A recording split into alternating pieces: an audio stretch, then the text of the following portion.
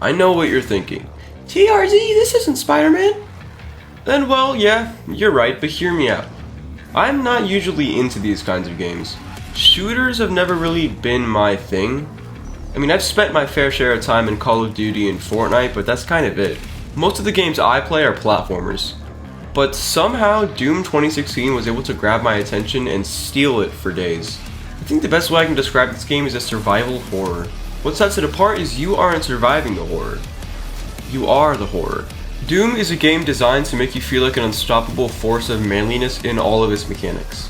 This game is filled to the brim with so much testosterone that by the time I finished it, I had 8 children. Although it's the kind of game where you have to work for that feeling instead of it just being granted to you. This disc is a muscle-bound demon buffet, but your enemies don't get a seat at the table, they are the table. The feeling this game gives off is very different from what most games feel like, at least to me. Like imagine Sonic Frontiers. When the metal music kicks in, you know you're about to have a crazy fight. But to be honest, the only thing that makes you feel unstoppable is the music and the set pieces. In Frontiers, the combat is so bad it doesn't really earn the hype. The music and cutscenes go kinda crazy, but you're mostly just button mashing. Doom doesn't let you fake it, you gotta earn that power. Now I know comparing Sonic to Doom is kinda dumb since these are two very different games that are going for completely different things, but I feel like that's the best comparison I can make to show you how Doom makes you feel cool, but you actually have to work for it. Now that I've talked about what the game actually is, let's get into the gameplay itself. First and foremost, Doom is an FPS. That means you have a lot of guns and you're going to be shooting a lot of stuff. But this isn't the type of game where you shoot, take cover, and repeat. I think part of what makes this game appealing to me is the emphasis on traversal and speed. In the game's own words, standing still is death. I mean, this ain't no cover shooter, bro. It's violent cardio. You constantly have to be finding creative ways to be on the move, while making sure that you have the right tool for the right situation. That's really what Doom's all about, is finding your rhythm. You're probably seeing my terrible gameplay that I stick to certain guns for certain demons. It's all trial and error, really. But once it clicks, it certainly does. Like how I always take down cacodemons with the modded Gauss cannon? Gauss cannon? So I can scope in from a distance since I did file a restraining order. Another example is how the chain gun with the mobile turret mod has quickly become my best and only friend. For bigger demons, I mean.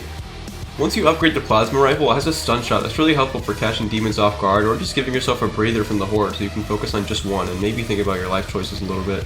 I'm talking about all these upgrades, so let me elaborate on them just a little. Weapon mods allow you to add one of 2 special abilities to your guns, like giving your shotgun an explosive round or allowing your rocket launcher to lock in on a target. Weapon mods are a big part of this game's awesome variety. Just like the weapons themselves, it's about equipping the right one for the right situation. And even after you've purchased a weapon mod, you can go even further and upgrade it to give it even more properties and make it even more efficient. It's a really nice progression system actually that feels earned instead of just handed to you.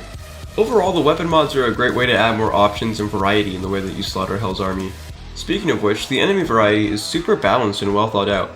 Each of them feel like a really valid part of Hell's arsenal, and I can imagine what each of their positions would be in a battle. It's really fun to just see all of these demons and come up with a plan to decimate them all in the most effective way possible. You never really get the same demon formation as the last, so the variety is always there and always surprising you. The enemy variety just comes at you with a brand new enemy that's even tougher than the last. And once you finish it off, it's downright exhausting.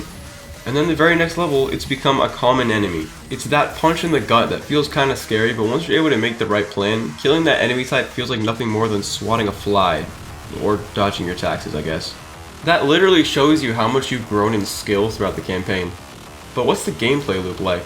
Well, your parents don't want you anymore, so they dropped you into the adoption center. But it turns out it's actually a demon adoption center. Oops, all demons. Usually you'll be placed in a large map looking for an objective. This large map is that adoption center, by the way.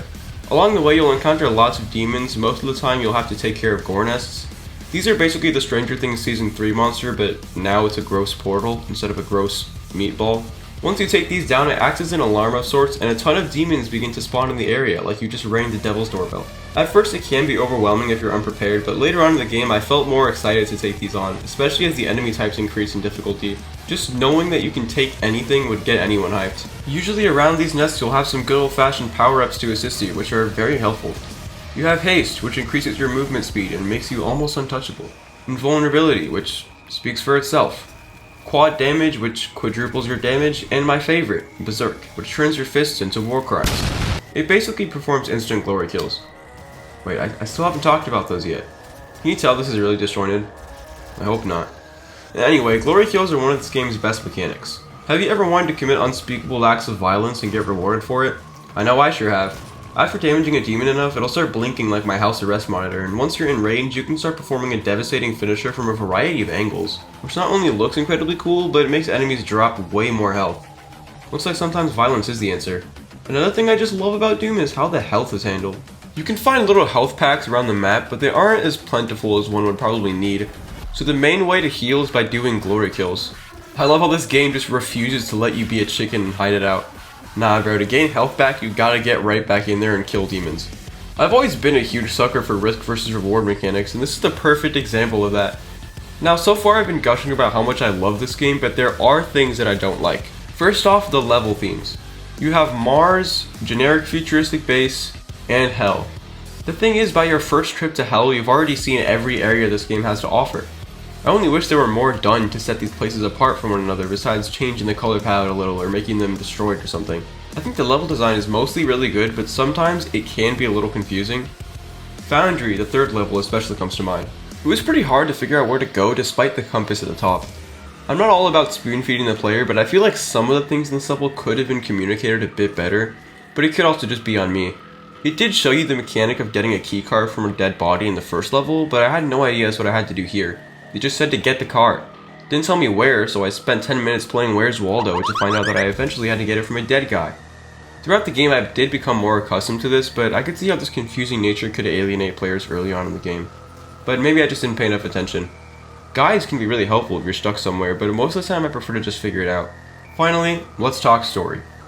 There honestly isn't really that much here to begin with, but I find that kind of refreshing.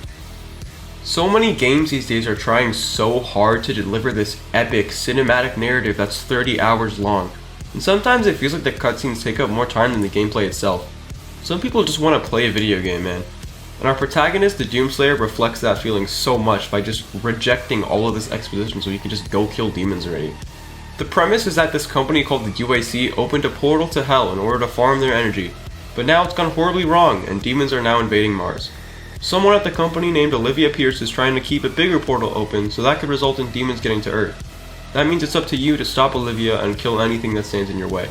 That's kind of it. Very simple. A simple story like this is something we don't really see often anymore, and I kind of like that. Sometimes a really small premise is all you need.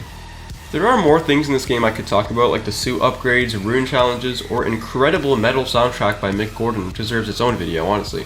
But I think now you can see what I mean when I say I love this game.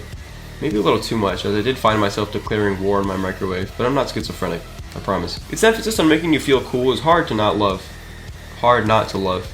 I can't even talk, man. Plus, the combat has so much depth in its mechanics, and the game asks you to really lock in and think about what the best method is to push through the constant horde. It's hard, but very fair. Every time I died, I knew it was my fault, and I thought of what I can try next time. I've played so many games where I've died just because of some stupid glitch or because some dumb mechanic wasn't properly explained to me, but this game is fair, and I like that. It pushes you to your limits in ways that you didn't think you could do. And at the core of it, that's why I love Doom. Thanks for watching, and God bless.